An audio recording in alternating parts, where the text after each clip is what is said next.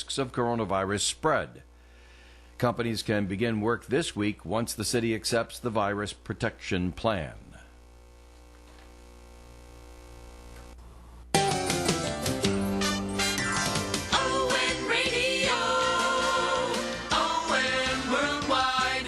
Hi, Parrot Heads. This is Joe Callahan, your maitre d' in the Tiki Bar every Tuesday night from 6 to 7. 1 full hour of nothing but Jimmy Buffett music. The Tiki Bar is brought to you by attorney Bob Lauder and by the Carew Investment Group. ON Radio. ON Worldwide. ON Worldwide.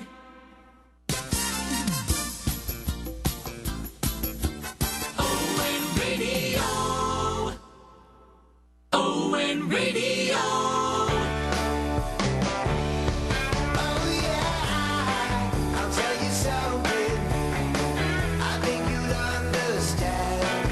COVID-19 is really something. You need to wash your hands.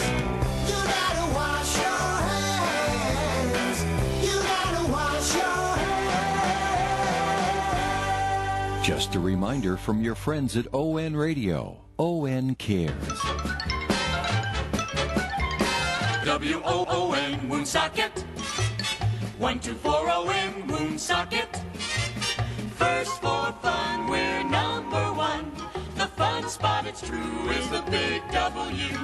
Big W Woonsocket.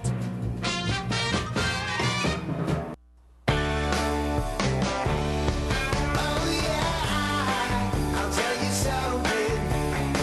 I think you'd understand. COVID-19 is really something. You need to wash your hands. You gotta wash your hands. You gotta wash your hands. Just a reminder from your friends at ON Radio. ON Cares.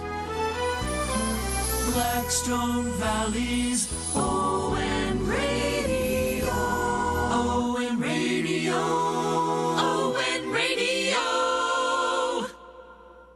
ON Radio.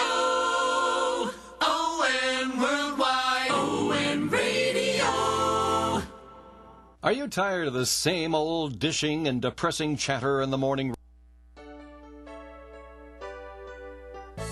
Good morning and welcome to Coffee and, the longest running panel discussion show in American radio. To make a comment or ask a question to the panel, call 401-766-1240 or email at joe@onesocketradio.com. And now let's join the Coffee and panel on ON 1240, WOON One Socket Radio. Good morning to you. It is Coffee and Time on ON AM and FM, 1240 AM, 99.5 FM. And it's Wednesday morning. It's May 13th. My name is Joe Callahan. Thanks for joining us today on the Coffee and panel. Let's say good morning to Melissa Smith from the St. Antoine community. Good morning, Melissa. Good morning. How are you today? I'm good. Nice to have you back this week. Thank you. All right. Tim Draper from Navigant Credit Union is here as well, also on the phone. Good morning, Tim. Good morning, all. There he is. You're sounding very official this morning, Tim. That's my best favorite impression. Oh, okay. And making his way to the studios in Woonsocket, John Ward is with us. Good morning, John. Good morning, everyone. There you go. Nice to have John with us as well. I wore my best Think Green T-shirt because the city's budget will be coming out soon. Okay. And you're in charge of that, sort of, right? No, I'm not in charge. Well, you help, right? I help. Okay. All right, we need to get a first message from Melissa Smith and the St. Antoine community, our sponsor of this segment of Coffee In. Go ahead, Melissa. Yeah, so St. Antoine community is located in North Smithfield at the corner of 400 Menden and 10 Rhodes Avenue. On our campus, we have 2 buildings with 4 levels of care. We have assisted living, rehabilitative services, a secured memory care unit, and long-term skilled nursing support. And the first building on our campus is the Villa at St. Antoine, which is located at the 400 Menden Road address. It's our 76-apartment assisted living facility. We offer traditional assisted living apartments in 3 styles, as well as an 8-resident memory care unit. And in the second building, we have the St. Antoine Residence, which is located at the 10 Rhodes Avenue address. It's our 260-bed skilled long-term and short-term rehab facility. Inside, we showcase our state-of-the-art Easy Street Rehab Center, our secured memory unit, and our private hospice suite. If you have an opportunity to take a ride and come visit us on our property, I'd be happy to show you around. You can call me at 767-3500, ask for me, and I'd be happy to show you around. All right, Melissa, thank you very much. We're going to get to a note that was called into Coffee Ann after the show ended yesterday, so we'll pick it up for today. And a caller wanted to know that when you go to buy a soda or any bottle with a charge of 5 cents, they still are charged the 5 cent per bottle, even though they have nowhere to return them to get their money back. That is true here in Massachusetts as well. All those return the bottle machines where you get the little slip of paper, you can turn them in for cash, they're all closed off. I guess it's because of COVID-19. So what we've been doing, we've just been holding on to them. Anybody have any other great ideas of what you can do with these bottles? No.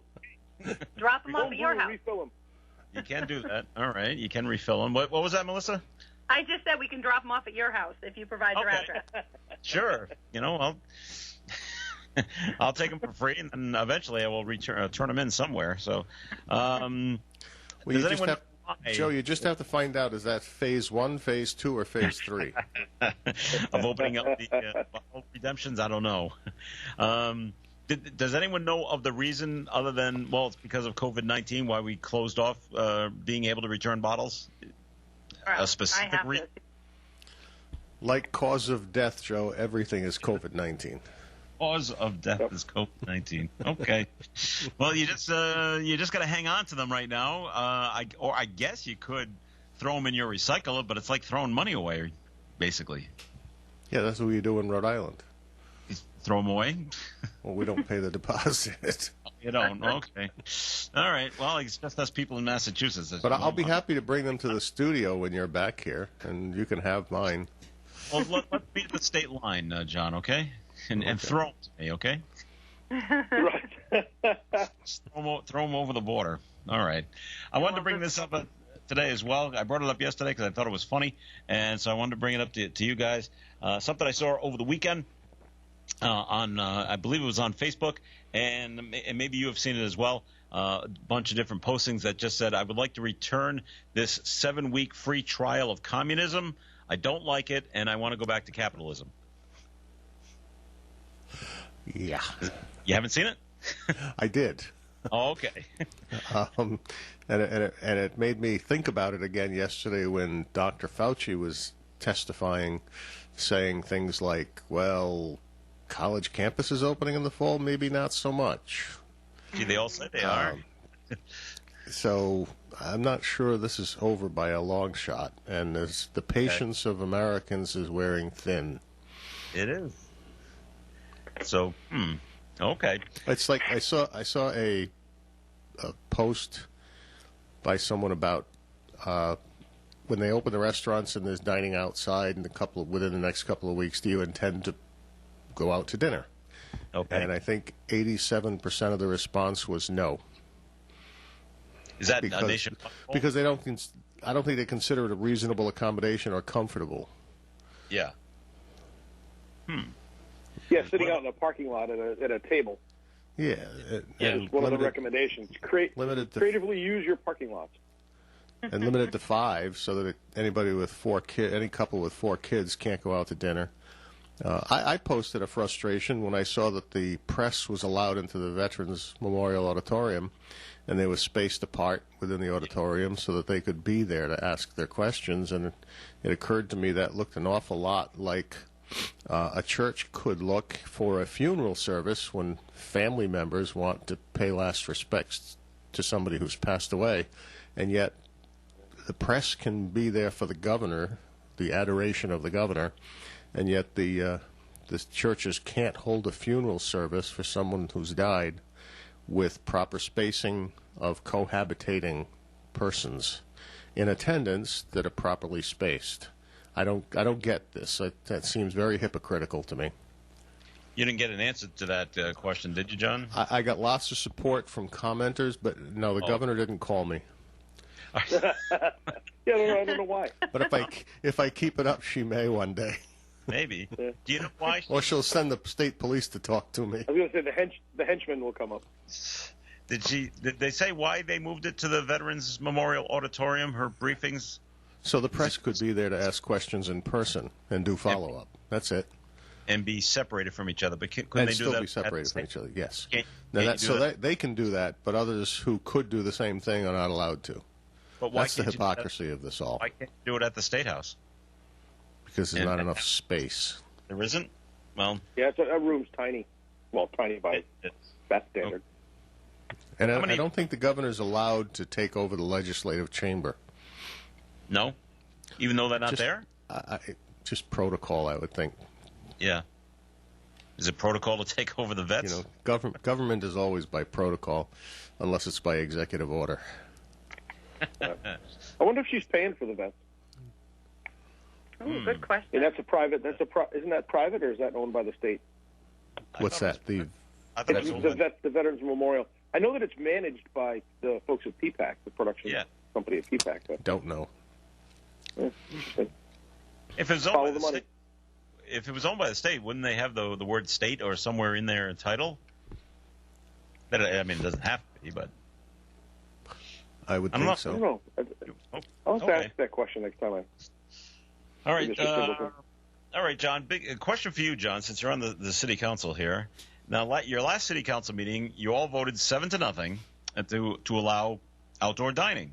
Yes. And then this coming Monday is another meeting where it's going to come up again, and let's assume you all vote again in approval to allow outdoor dining. Yet the governor has said outdoor dining is allowed starting on Monday. Now, how's that figure into the restaurants in Woonsocket? Do they have to wait until the city council approves the second ordinance, or can they open on Monday and be outside if it's nice weather? Certain restaurants already have the outdoor availability to them, and liquor licenses held by a business can extend outdoors on their own property, but many of them don't have that capability, and so this ordinance would be to grant proper exceptions to allow other restaurants to extend outside their doors and their liquor licenses. So, yeah, the governor's order covers certain aspects of restaurants opening, but not every aspect of it. And so you'll need a local ordinance to deal with liquor license limitations and things that are governed by the local government. And so this ordinance would free up those businesses to do that, and once it's passed the second time on Monday, the mayor could just sign it on Tuesday, and the governor's executive order freedom, or limited freedoms, would then be able to extend to all of the local conditions as well. Okay, so do you see any restaurants opening this Monday before the council meeting? Only if they're not serving liquor, I would think. Well, it's the things that would be governed by any state licensing. But I'm not sure the weather is going to accommodate much of that. Probably. It's been rather chilly this spring. So I don't know. I know in one instance the spacing is causing a problem for some, because when you start separating tables 8 feet apart, limited to parties of 5, I don't know where some of them will put their tables that would make it worth their while. Okay. By the way, the forecast for Monday night right now, cloudy and a low of 46, so a little chilly to be outside eating. You'll have to, so not only will they have to plan to take care of serving outdoors, they'll have to make sure they have a dishwasher that will properly heat up everything. Otherwise, they have to use paper and plastic. And then they would have to buy outdoor heating units to support warming up the customers. And it could actually be more expensive than it's worth it for some of the restaurants. All right. Melissa, when we were working under normal conditions in the summertime, did you ever have any of the residents at the St. Antoine community have dinner outside? More so at the villa. The design of the outdoor patio here is equipped. We have about probably 40 little cafe tables, wrought iron cafe tables. We were just discussing, we normally have an annual Memorial Day barbecue out on our patio and trying to figure out if the Department of Health will allow us to kind of put aside our congregate dining restrictions that we have right now, if we were to space them out and do like 3 seatings and we're pretty much adopting some of the changes that the restaurants have gone through, but it's unlikely that they'll allow it. But yes, in years past, we've definitely done special dinner options out on the patio and allowed them to dine outdoors. Yeah, it's not going to be as fun this summer for sure if we're not allowed to do any of that. No, not at all. Although it's not a bad idea. Cook up the burgers and then bring the burgers inside this Memorial Day. That would be okay. It would be, but I think we can all agree not quite as summer-esque and as fun to look forward to and spirited in the summer season. But yeah, we'll make modifications as we need to. We're rule followers, so we won't break them. Well, that's a good thing. Yeah. All right. John, I really don't see any of the restaurants buying those outdoor heaters. I know which ones you're talking about. I've seen them. I've actually seen them down on the Cape at some outside dining facilities. Yeah, there's several restaurants that already have them if they have outdoor dining. In Woonsocket they do? I think Ciro's might have it outside on their patio. I know when you go to the golf course, New England Country Club, there's a I'm drawing a blank on the name, but Egan's Pub.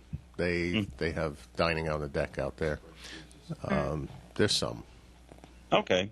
Well, we'll see how it goes. And let me give you an example of the real challenge here before you go to the next message.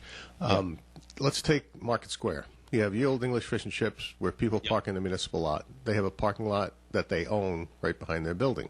They could set up tables out in their parking lot. People still park in the municipal lot and walk around to the back and get service. Then you have River Falls, which doesn't really have its own parking space. But if the city were to acquiesce and give them some of the public parking right in front of their building to put tables up, and then they use the side patio down below, they could provide outdoor dining. However, is that fair to Christopher's? Because if they opened up, the only place there would be to put tables, because they don't really own land besides the building, would be to have servers crossing the street with your food and drinks into the parking lot, the city parking lot, that the city would have to cordon off a section of in order for them to be able to serve. So you have 3 scenarios that are quite different with 2 possible available space that's not too inconvenient, and a third one that it's extremely difficult to figure out how they could possibly provide service. So how do you do that equitably? I don't know. It's funny. We had a town fundraiser last year in North Smithfield where we organized a dinner under the stars type event, and we had talked about doing it on this outdoor bridge that had just been renovated and reopened. And there were so many logistics in trying to figure out, even just for a caterer who's like bringing it to the site and all their heating elements and components or whatever. And that was a challenging discussion, trying to figure out lighting and like you said, heating, bug control as well, mosquito management, all of those layers. I think it's going to be really challenging for some of those restaurants that you just rattled off, just because I frequent all of them in that little area of Woonsocket, to even just provide quality food, and keep it, room, or not room temperature, obviously that would be illegal, proper heating temperature so that there's not issues with food contamination and all those levels that go into their license as well. So there's going to be a lot of hurdles I think they have to consider. You worry about the Department of Health running around with their little thermometer saying, you can't serve that. And and it has to be all in disposable cutlery. So you're also saying you can't even have it in a warm, a covered plate, a heated covered plate. It has to be on a paper plate or some kind of disposable. It's going to be challenging for sure. I did think to myself when you were saying that, I know Cello's on the Water is always busy in the summer down in East Greenwich, and they've kind of mastered the art of, if you don't want to wait in line for a table, you can get your order to go and sit out on their picnic tables, which a lot of people do. And I thought that might be the option, is you have the tables there, you get your order to go, from the kitchen, you pick it up in a brown bag, and you just go out and sit on their outdoor patio set. I mean, I don't know. It is the only kind of visual I could think would make sense, but it's going to be tough. That may be the solution, is if Christopher's does it, you'll have to go pick up your food, bring it across the street to designated cordoned-off area in the parking lot and sit down to have dinner. And just picnic. I mean, we got dinner on Mother's Day from the Lucky Dog, which is a very small establishment. It's in the old location of Lindy's, and we love their food there. But takeout from them was phenomenal, by the way, on Sunday, and it was piping hot. So they figured out, really quality to-go containers that held the temperature of the food appropriately, even for the drive home. So it might also be just restaurants finding those the special containers to provide that quality food and not have it disturbed in transport. So it's going to take a lot of planning, I'm sure. And I just wonder how much money these restaurants are making. How long can they survive this slowdown? Yeah, those containers have to be expensive. That's just one piece to all these layers, for sure. John, could the city put in picnic tables in River Island Park so you could get takeout from any of those restaurants and some of the restaurants that work out of the Mill Race Kitchen and just walk over to River Island Park and sit down there? I guess anything is possible. We could, if there's enough space in the park, certainly to space people out. Mm-hmm. I just don't know if the governor would think it would be prudent to do that. We'll have to check with the governor. I honestly, it sounds like a good idea, but it's inviting people to congregate in a central location with nobody specifically responsible to manage their spacing, which means you'd have to have city employees making sure they stay apart. With the restaurants, they're the ones responsible to maintain the spacing, and they're the ones liable if somehow something goes wrong. There's also the tracing that has to go on. You have to, when you make these reservations now, you will have to give them phone numbers and an address of the person making the reservation and the phone numbers of all or contact information for everybody participating in the dinner. I didn't hear that. Oh, no, that's part of this. That's part of this, because if somebody does come in and infect somebody, they have to then be able to go to that shift that person was in their contact log, which I'm sure everybody is maintaining, and notify every person who was in that dining area that night about the fact that they may have been in contact with someone who had the virus. So you can't make a reservation at these places without giving up that information. Oh. I thought they were only looking for name and phone number. Name and phone number, right. John D. But Simone I think the person making the reservation has to also give their address. Probably because they want to make sure it's not somebody sneaking in from Massachusetts without proper papers. Show me your papers. The paper. We need the paper. You have authority to be here. Are you sure we're in communist? Yeah. But the reality is, it's like golfing at Pawtucket Country Club. That's right. Whenever you make a reservation for a restaurant, don't you just you have to give your name and phone number anyway, don't you? Usually. Yeah. So I mean, to me, it's what's the difference? I'm not saying this is a major invasion of privacy. It's just you have to do this, not just for the person making the reservation now, but every member of the party. And the restaurant has to maintain that, which is another level of pain in the neck.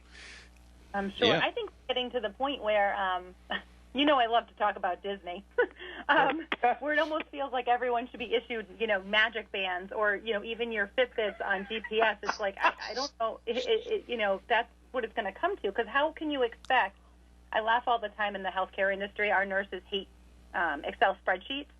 And I can't imagine, like, even the restaurants, they have so much tracking to do in general with all their, dollar tracking and revenues and tip formulas, et cetera, that this is another tier of, Excel spreadsheets and reporting that they're going to have to start to manage. And it just seems like it's going to lead to, well, just put your GPS tracker on your watch and just have them ping you wherever you're, going about in the state. But they already do that.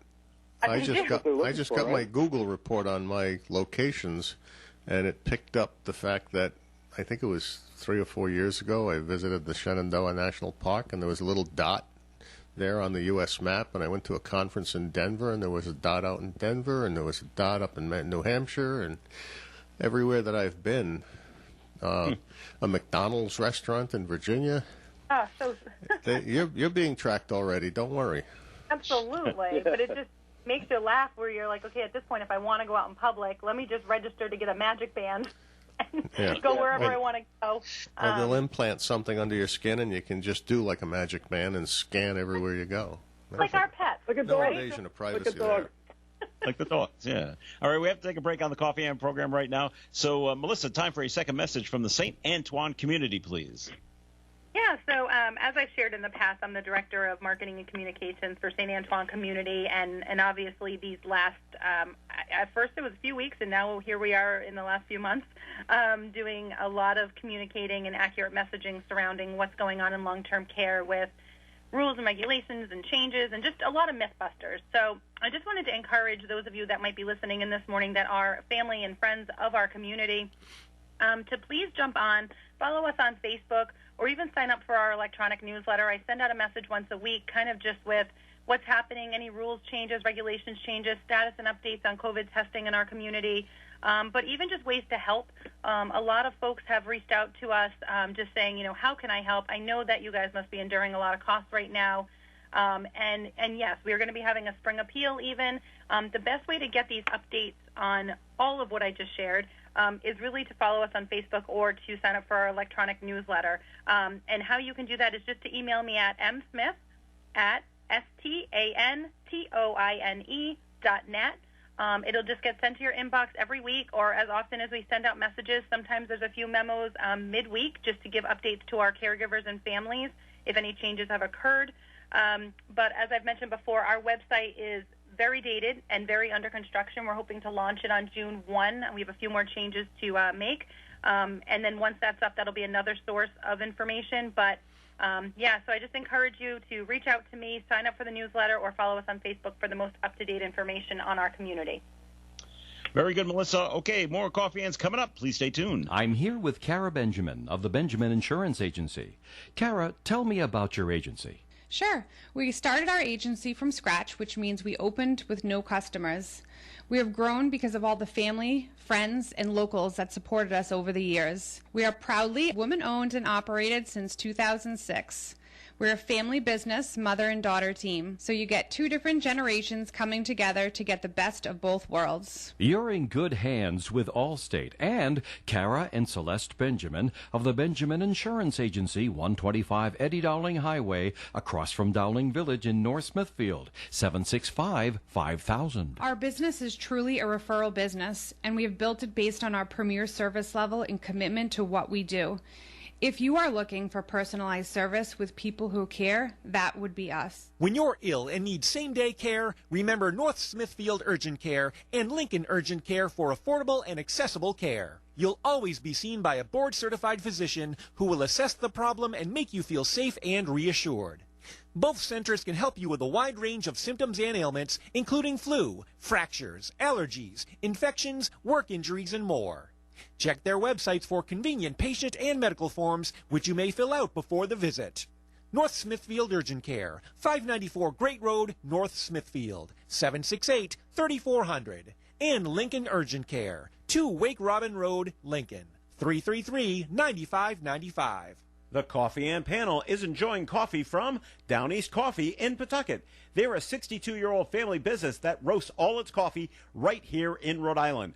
Founded originally as Excellent Coffee Company, they provide great coffee to food service establishments throughout New England. The Woonsocket Call newspaper, together with sponsors Pool Pro and Spa and Superior Granite, publish a community calendar daily in the Call. This is a list of event happenings throughout our communities over the next 4 weeks. If you'd like to submit an event, all you have to do is email your event details to notices@woonsocketcall.com. That's notices@woonsocketcall.com, or phone them at 767-8550. To subscribe to the Call, call us today at 767-8522. The Call. Ed Carew here of the Carew Investment Group at 68 Cumberland Street in Woonsocket. Our telephone number is 765-8880. If you're looking for an investment firm that puts you first and works hard on your behalf, I'd like you to consider us. We're right here in Woonsocket, and we've been in business since 1987. So you don't have to go out of town for an experienced advisor, or work with an advisor based in Boston, New York, or who knows where. Someone you'll probably never meet. We encourage our clients to come to our office and sit down with us as often as they like. Why? Because We like to do business the old-fashioned way. We want to get to know you on a more personal basis so that we're more attuned to your financial needs. So if you're interested in speaking with us for a free, no-obligation consultation to find out how we invest your money, call us, Paul or myself, at 765-8880. Securities are offered through Bolton Global Capital, member FINRA and SIPC, and advisory services offered through Bolton Global Asset Management, a registered investment advisor. And AM and FM, Joe Callahan here with Melissa Smith and Tim Draper and John Ward. And Tim, we're going to come to you for your first message in just a second here, but it's time for a look at the forecast being brought to you by Batteries Plus Bulbs. Today, sunny skies, high temperature will get to near 62 degrees, a little windy today, wind gusts as high as 21 miles per hour. Tonight, clear and cold, low around 33. Thursday, a sunny day and much warmer, high near 71. Thursday night, cloudy skies, low temperature around 49. Friday looks like a mostly cloudy day with showers throughout the day with a high near 73. Saturday, mostly sunny and a high near 68. Windy on Saturday as well. And currently outside the Navigant Credit Union broadcast studio at the corner of Park Avenue and Kennedy Street, sunny skies and 50 degrees. At Batteries Plus Bulbs, they have never been prouder to back you up. So when you need them, they'll be there at your local Batteries Plus Bulbs store, curbside, and batteriesplus.com. This segment of the Coffee and program is being sponsored by Navigant Credit Union. So time for a first message, Tim, from Navigant. Thanks, Joe. We'll spend some time this morning just reminding folks that we're here for them in this time of crisis for a lot of folks. If you find yourself having some trouble out there financially, if you find yourself, say, you got a mortgage with the credit union or a loan, and you're struggling a little bit to make those payments. All we ask is that you give us a call. We have a lot of programs that are in place. Our staff is ready to go to help you out, either with some deferrals on the monthly payments, or if we have to forbear some of your loan. Whatever the case might be, we encourage you that if you're having an issue, don't just not pay your bill. Come on in and see us at Navigant Credit Union. We are totally here and ready to help with whatever financial challenges that you have. And it may end up you may need a loan to help cover some of the expenses that you've incurred over this past two to 3 months. Whatever the case is, Navigant Credit Union is here. We have your back. You got to just give us a call at 233-4700. We've been around for 105 years, and we have been through these crises before and always managed to work with our members as best we can. So again, navigantcu.org is the website, 233-4700. You get any challenges? No shame in that. Give us a call. We understand. All right, Tim, thanks. We do have a couple of messages to get to that have been coming in from the audience. So this one says, question for John. Ready, John? I'm ready. All right. Governor Raimondo yesterday blamed the $800 million state budget shortfall on COVID-19. Didn't we have a projected $700 million shortfall in January? This is from Confused in Cumberland. No, I believe we only had about a $200 million deficit projected for fiscal 21 that they would have to make up. But they have anywhere from $100 to $2 million deficit projected every year for the following year. This shot it through the roof because when you close the casino, the state loses about $1 million a day, and sales taxes drop through the floor with so many layoffs. Unemployment, the withholding taxes have dropped through the floor. So this $800 million actually is made up of 2 years. There's several hundred million this year, plus a projection for next year. And I'll say this, that I have to agree with the governor, and I made a comment about it in social media about the fact that listening to them discuss the budget that's going to be coming up from the General Assembly and the governor, as a local elected official, my back is already starting to hurt from how much I expect that they will lay on the back of the local communities to help balance the state budget in terms of cuts to state aid. And what I'm fearful of is the cut to education aid, which means they may backtrack on the formula and end up underfunding according to the formula, because right now there's an increase projected for next year for Woonsocket that may end up being zero. Fortunately, I believe the school department is running a surplus this year because of the elimination of transportation, the elimination of a lot of substitute pay, the elimination of a whole bunch of other expenses associated with being open. So, yeah, the state's numbers are actually, I think the 800 million is underestimated, but I'll leave it to the experts to tell us what it is. All right. We got another message that's been called in on a completely different subject. Are we ready for something completely different? Yes. Number Nope. 5, Yep. the large. Yeah, it's not about the large. Okay. Oh, okay. This Tom Brady thing won't go away, which is understandable. And every sports commentator is still debating about it. And why did he leave? Is it the offensive coordinator, Josh McDaniels? Is it Bill Belichick? Is it Robert Kraft? Is it his wife, Giselle? Writer says, I don't care how you slice it. His decision to leave the Patriots was all on him. Things could have been straightened out, but the glaring thing is that he betrayed his loving fans. He owed it to the team to remain. I'm still steamed about it. Bottom line, Brady is a Benedict Arnold, and it leaves a bad scar on Brady here in New England. I have to agree with what the writer says. Nomar was traded. I know. Tim. Okay. So, but we still felt he was a traitor. Yeah. I don't know what that happens a lot more in baseball. But I read that story yesterday. Oh, it's all the breakdown in the relationship between Brady and Josh McDaniel, and the writer's right that the commentators have got to write something and they got to come up with something. So they're making things up. And in my case, I don't care why he left. He's only got another 2 or 3 seasons left in him, and that'll be done. And in 5 years, people will be saying, hey, who did Tom Brady play for? Play for the Patriots. No one will remember he played for Tampa Bay. That's the way. Unless he wins a Super Bowl. Unless he wins a Super Bowl. Yeah. And then they say, oh yeah, he won 6 with the Patriots and 1 with Tampa Bay. So let's hope that he doesn't win one. So, and he'll always be a Patriot, and that's just the way it is. I don't feel bad about him leaving. I'm more upset at Gronkowski, but that's a whole another story. Do you have any thoughts on that, Melissa?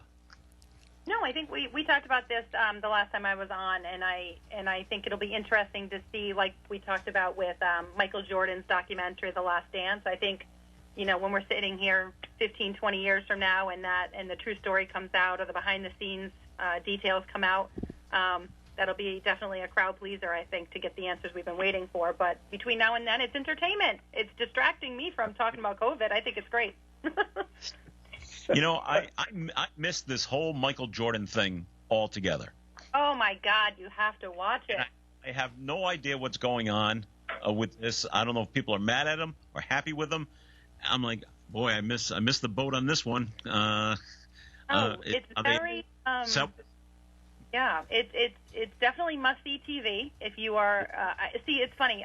Back in my high school years, I was definitely much more of an NBA watcher than I am today. I just think the whole league has changed dramatically, and I don't know, I'm not into it as much as I was. But that Celtics, Bulls era, Lakers era that I grew up in watching was very exciting. And Michael Jordan, he was just a legacy. And to watch this documentary, he's definitely an arrogant individual. It's showing a completely different side of him. I mean, I don't ever remember him being out there in the press as much as today's professional athletes are, and a lot of that has to do with social media and how the athletes are covered today, I'm sure. But to see the behind-the-scenes interviews with him, it's definitely must-see TV. You learn a lot about the insider players and the coaches and the ownership, and it's just very fascinating. So I think similarly, when the Patriots have this opportunity 15, 20 years from now to have a sit-down with Tom Brady post-retirement, I think it'll be very fascinating to learn about what really happened. Okay. Well, you could almost say the same thing about Larry Bird. True. Yep. He would when he played, and he was bringing the ball up the court, he would tell his defender, "I'm so much better than you that this is what I'm going to do, and I'm still going to. And now that you know what I'm going to do, I'm still going to score on you." And he would. Yeah. Now that's a great trash talking. Yes, and he was the best at it. You're right. He was the original. I think they credit him with like the original trash talker, don't they? Being everybody. Right. Yeah, because he was so good at it, and he could back it up. kind of like Michael, you know. So. Right. And that's funny because there's been some great documentaries on Magic Johnson and Larry Bird and that whole rivalry, but also the trash talking they did and how they started out as enemies and then they turned out to be best friends. And, you know, so this is sort of since then, since that last documentary, which was probably about 5 years ago that came out, this has been kind of the latest, most exciting one to come out for those basketball fans from the 80s and 90s. All right, before we move on to something else, I wanted to mention this to Melissa. I wanted to mention this to you last week, but unfortunately you weren't here. You know, with the whole pandemic going on, Netflix has come out with the show that's most streamed by the majority of the people. Do you know what it is? I know what you're going to say. What am I going to say? You're going to say Ozark. Ozark is number one. You're right. You're absolutely right. So you're right there with everybody else, Melissa. So. Well, and not that I wanted to be the popular vote on this one. I love finding a show that no one's heard of, but you know, I wish you would give it another go. And in fact, the director here, the Villa, she's similar to you. That first episode turned her off. She's like, I'm never watching it. Her husband made her push through into episode 2, 3, 4, and then this weekend they finished up the third season, and she is hooked. Okay. I don't know what to say to you. Melissa, I'll admit I tried again and couldn't do it. Oh, really? John. Oh. Okay. I haven't tried yet, but all my friends are watching it, so there's a lot of peer pressure to watch it. So we may end up doing it. All right. Let me, for the record, I am not a gruesome show type person. I like to keep it light and funny. I'm not sure why I like this particular show. I really don't. But if I could throw another challenge out to you, maybe you've seen it, maybe you haven't. I just started watching, and I guess there's been 8 seasons. I had no idea about it. A show called Veep, 30-minute episodes. It's kind of just on HBO. Comical, political. Julia Louis-Dreyfus. Yeah. Yeah, definitely like a Sarah Palin type character. Very kind of ditzy politician that's been, put into office as vice president. And I got to tell you, it's what I need. 30 minutes of laughter, and then I can fall asleep. All right. Yes. So I'll throw that one out to you if you haven't seen that one. Thanks, Melissa. No. I knew John wasn't going to watch. It's just, I don't know. Every time I've ever watched Julia Louis-Dreyfus, I can't do it. Can't we just? I can't find anything funny about her. The way she delivers, I don't Not even get Seinfeld? it. I never watched Seinfeld. Oh, you didn't? Oh, okay. Can I just say, John? And she's part of the reason why. I don't like how she delivers. All right. Go ahead, Melissa. I was going to say, let's just make this a weekly challenge. I'm just going to challenge you to try something out of your comfort zone. So it's 30 minutes of your life, John. Flip it on. Come on next week and tell me, give it a rating. I can't say that I loved her on Seinfeld. I'm one of those people who I did love the show, but she wasn't my favorite character. But this show is, I think it's suited for her as an actress. It's pretty funny. It's more about the supporting cast, though. All right. We'll see if John gives it a shot. Oh, and for the record, I never watched The Office either. Oh, then we that was pretty funny. Wow. I did once, half of one show, and that was enough for my lifetime. Wow, okay. Then I just think helpless. Forget it. Don't watch Veep. Funny. I'll come back next week with a different recommendation. That's great. Well, this coming Friday, the Rustic Drive-In is going to open for the season. And how's the weather look I just said, how's the weather look for Friday? Evening rain. Oh, great. But all I know is all sorts of restrictions. I've been to the concession stand there, and I've unfortunately had to use the bathrooms there. How in the world are they going to manage that with all those people? They're going to have someone at the doors, they say, and I think the limit is 3 in the restroom at a time. But the line out the door, and interesting. I cannot wait to see how they manage this process. She'll shut that thing down in a second. She finds out funny. how that works. The funniest thing I've heard is if you want to sit in your car and watch the movie, like they did back in the 50s, that's okay. But if you roll down your window, they want you to put a mask on. Sitting in your car. Or if you're sitting outside. Well, if you sit outside your car, which is what a lot of people do these days at drive-ins, they want you to wear a mask sitting outside in front of your car. They're also going to have spaces. Every other space is going to be empty. At least they're going to try doing it. Oh. But All right, yeah, interesting. so try to keep the distancing going. They also want you to order your food from the concession stand via your phone, and then you either go pick it up or they'll deliver it. I forget how they're going to do that. But it's the part where sitting in your car, okay, it's hot, I'm going to roll down the window. No, you got to put a mask on, and I don't know how they're going to police that. I have another question. All right. What first-run movies are out there that are going to be showing in a theater that they would be showing there? You know, I looked real quick on their Facebook page. The only movie that I remember seeing was The Invisible Man, which is relatively new. Okay, so that they're basically showing what they're showing on pay-per-view now because the theaters aren't open. Well, and there's no new movies being released. There's no new movies being made. There's no new TV series being made. Yeah. So they're going what they would have shown like last month, like when they normally open in April. Okay. Yeah. I forget what else. Other Well, I want to wish them luck because I think the restrictions, like outdoor dining, I think the results will probably be disappointing. But I want to wish them a lot of luck in their attempt. It's going to be tough, and it's going to be tough to get people not to congregate with each other. And I don't know if they said how many Especially people... those crazy people with guns. Well, oh my God, John. How many people... Well, don't all the protesters always bring guns with them when they go to the state capitals? That's a mission. Yeah, but they're not protesting. It's a rustic. No. No, they just don't like to follow rules, is what I'm saying. Well, what if you have a carload of people of 6? Is that okay, or is that too many in a car? As the mayor of Chicago said, you will be arrested and thrown in jail. Is that Emmanuel? Did he say that? No partying.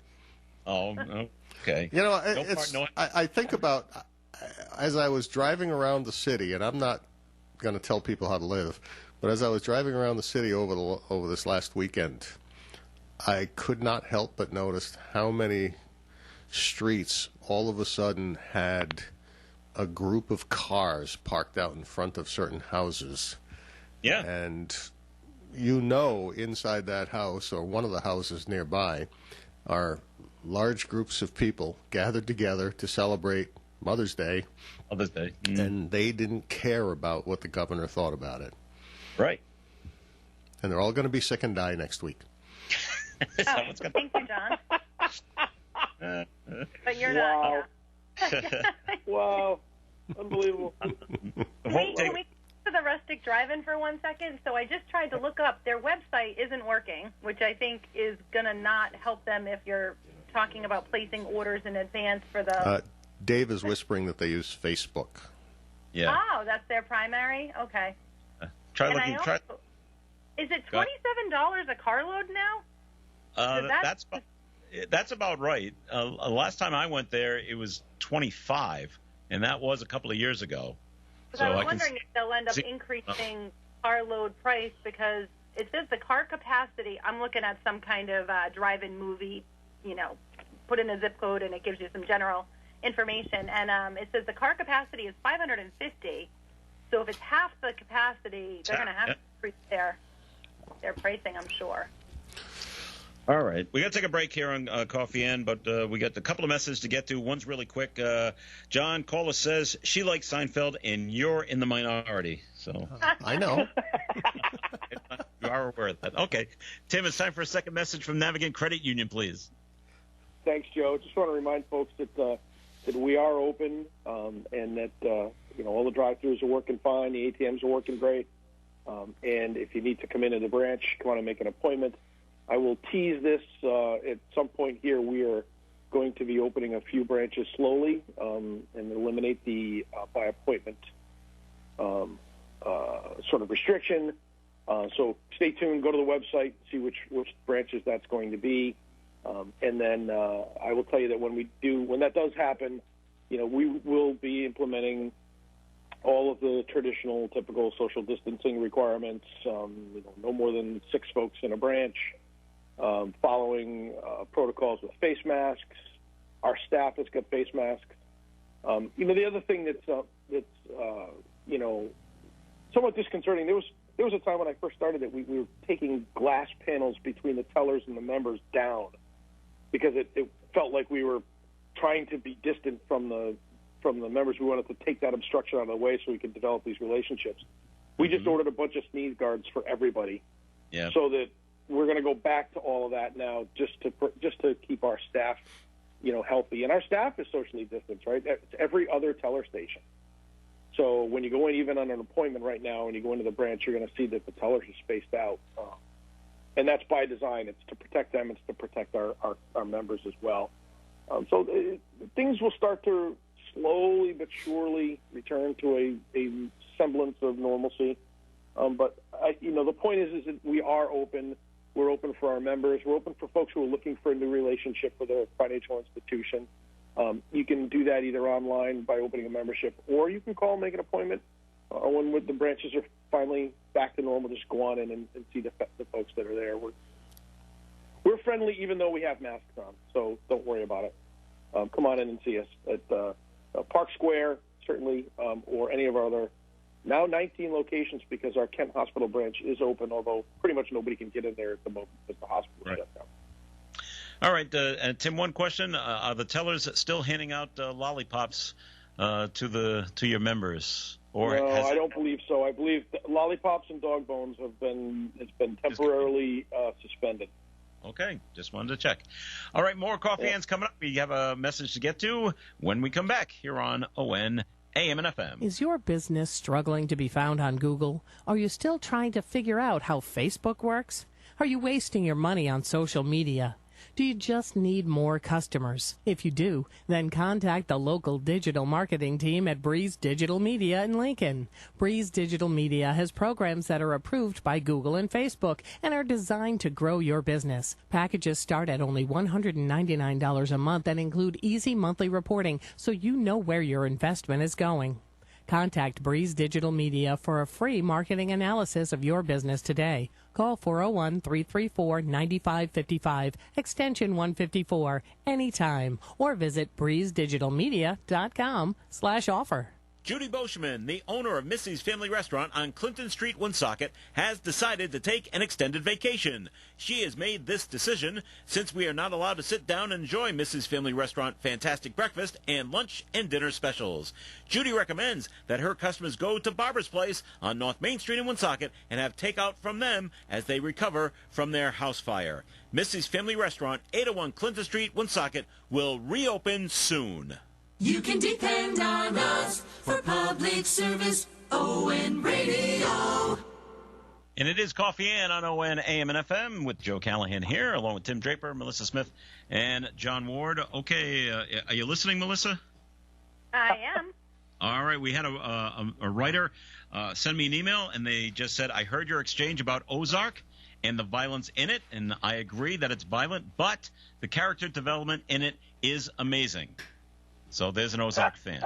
I love the validation. Thank you so much for writing it. I appreciate it. They go on to say, I'd like to recommend Justified. I have not heard of this program. If you haven't seen it, it's similar to Ozark, but with less violence and still great character development. Also, Lucifer is surprisingly good. No violence, but an amazing look at how an otherworldly being looks and eventually becomes more human as he interacts with us. Have you heard of those two shows, Melissa, Justified and Lucifer? No. Okay. No, I haven't. I may have to look into them. Okay. I've heard of Lucifer. That's several years old. Is it? Yeah, that started probably 5-6 years ago. Did you see any of Justified, Tim? I have not, but I've been kind of intrigued by it. Listen, I'm one of those do-it-yourself channel guys. I like the DIY shows. So my wife and I argue about it because she is not a big fan of Barnwood Builders, but I love that show. Do you watch Maine Cabin Masters? I do. I love it because it reminds me of my childhood. My grandparents had a cabin in Maine, looked just like those places, and I'm thinking to myself, oh, I would love to go back there. Is it still in the family? No, they sold it back in the early 80s, and I just looked back. I found it online, and I think they sold it for like $40,000. It just got sold for $190 or something like that. So it is appreciated, but it was right on the lake. I mean, it had a dock and everything. Why did we get rid of that? My parents, why didn't you buy it? Something about sending me to school. I just figured out why I'm not watching any of these shows. Why's that, John? I'm always in Zoom meetings every evening. Between the Lincoln High School Building Committee, the Lincoln High School Building Committee, Finance Subcommittee, the Woonsocket City Council, the Lincoln Budget Board, I think I've attended, this is Wednesday, and I've already attended I had 3 meetings scheduled. Monday's council meeting was canceled. And I've got 2 conference calls today, 2 more tomorrow. So my evenings are shot with conference calls. Meetings. You're just way more important than us. We've got all this time to just. I do want to make a pitch. Let me make a pitch, though, about the town of Lincoln, because Tim was mentioning Shields. Monday, Lincoln Town Hall, which has been closed ever since the first emergency declaration, will be open to the public again.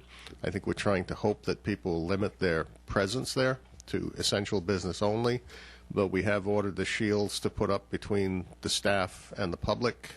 And I want to thank the taxpayers in Lincoln, because our 4th quarter payment deadline was April 30th, and our collection rate is not been significantly affected, though our tangible property tax collections were a little down, and I suspect that's because so many retail businesses were closed and didn't really want to be paying out money they don't have or have not earned, so it's going to be a little challenging for them, and I accept that.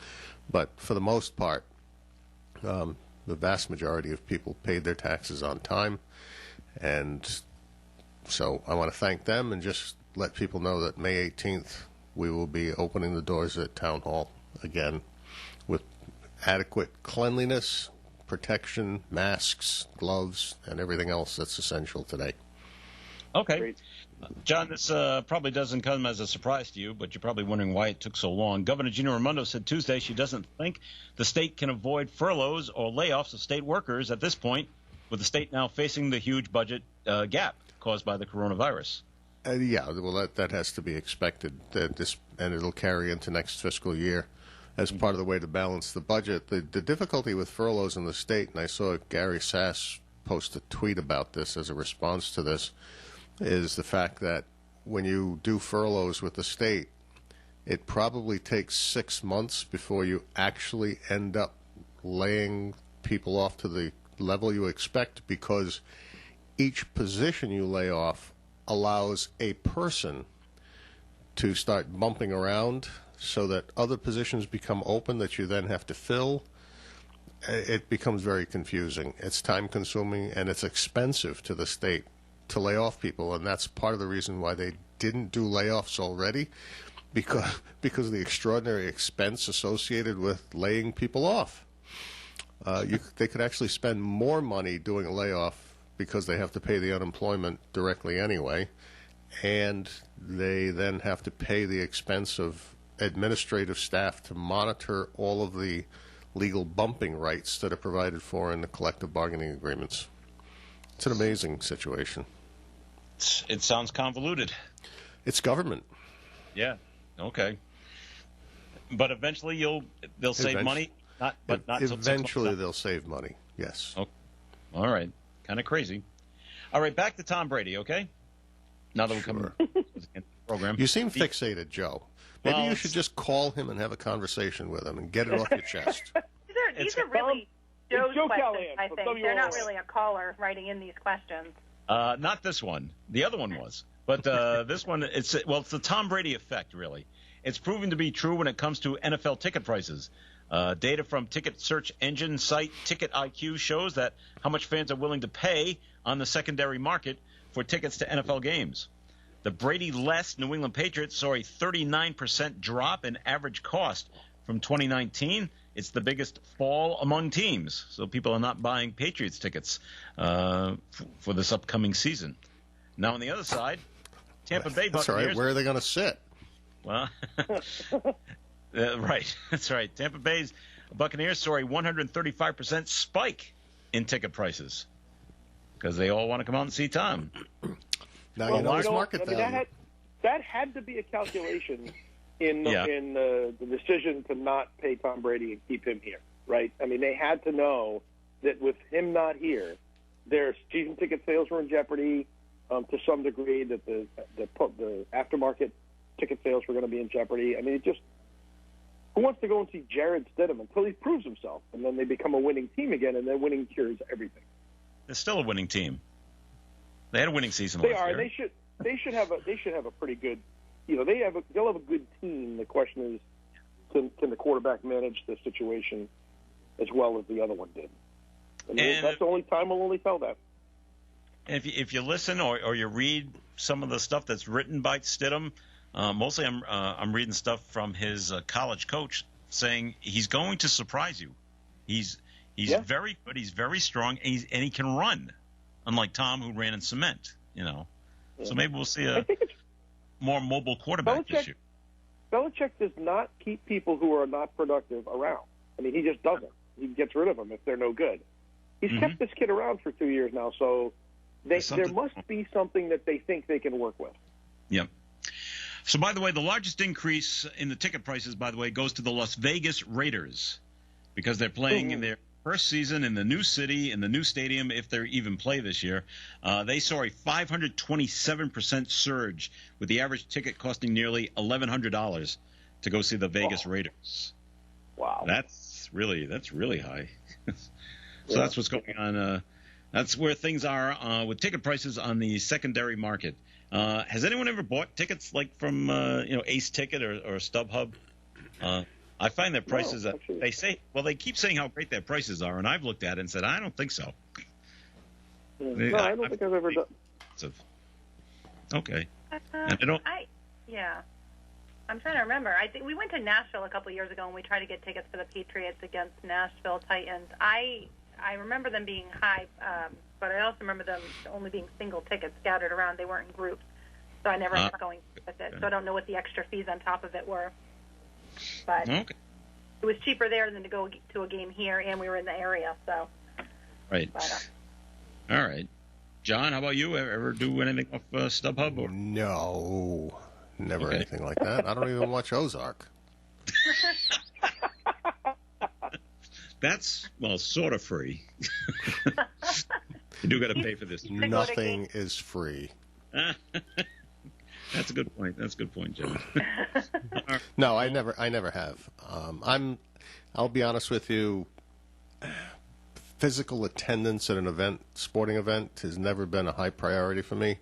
I'm very comfortable in my living room with anything I want to drink in whatever quantities I want, and whatever food I want, and not having to pay extraordinary prices for it in order to be 10 times as far away as the camera can take me. I know there's the crowd camaraderie and all of that, but it's just, I don't know. I'm a strange person, I guess, essentially. All right. Yeah, no sports and no Seinfeld. Okay. And Broadway is shut down. Well, don't get me wrong. I have the utmost admiration for Jerry Seinfeld and his deadpan sarcasm. Yeah. No doubt about it. He's an expert at it. He's exceptionally good. It's just that particular ensemble cast with some of the players, it just seemed so artificial to me. The brief moments I watched it, it was like, oh man, this is overscripted. Okay, I disagree, but that's. I'm sure many people do disagree with me. All right, as I mentioned, I encourage it. Broadway in New York City is shut down through Labor Day, so don't be buying tickets on the secondary market to go to New York City. So and no California has extended their stay-at-home rules for 3 months. 3 months, so